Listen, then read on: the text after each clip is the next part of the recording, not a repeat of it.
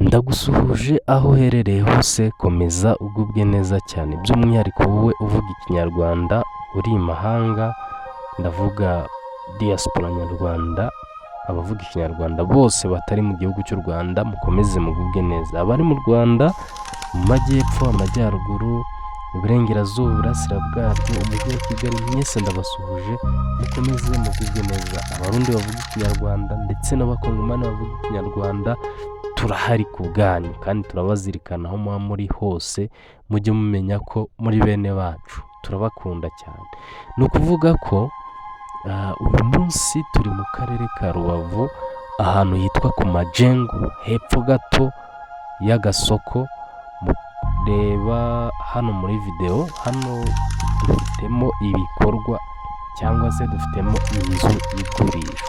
Uru rupangu rugurishwa turarugurisha miliyoni 65 z'amanyarwanda. Aka kanya rwinjiza ibihumbi 320. Ni ukuvuga ko uramutse uhaguze wakomeza ukinjiza ayo mafaranga. Urupangu ruri mu buso 500 kandi ni ahantu hagendeka, ahantu heza, nta binogo bihari, nta mazi ahareka, ni hafi na kaburimbo, ni hafi n'isoko. Murumva ko ari ahantu heza cyane. Ku batazi ku Majengo, abaje mu karere ka Rubavu bwa mbere, ku Majengo ni hepfo ya stade cyangwa se ruguru ya ADPR. Ni ukuvuga ko Majengo twavuga ko iri mu mujyi rwagati tugereranyije na location y'umujyi wa Gisenyi.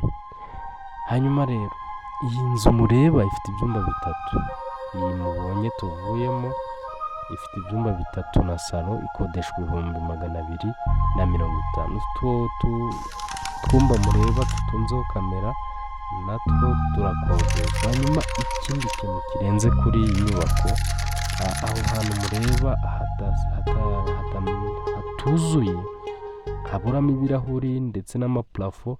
Buri muryango ufite ibyumba 2 na salo, kandi ibyo byumba 2 na salo uramutse wakoze neza hajya haguha 200 cyangwa 150. Murumva dukoze investment y'aha hantu, tukaramuka tuhasimanse, tugatera amaripoto nyine tukakora neza, uru rupangu ruzajya rubura 700 ku kwezi. Babandi rero bambwiye ngo dushaka investment ku buryo twajya twinjiza 10% byibura mu myaka 10 tukaba tugaruje amafaranga. Aha hantu wahashora bigakunda cyane. Muduhamagare kuri 078 387 555. Ngaho ukora subscribe, ukore follow ku mbuga zose. Ibihe byiza, turabakunda cyane. Yari Gisenyi komisiyoneri muri kamera, muravugana na God kuri voice.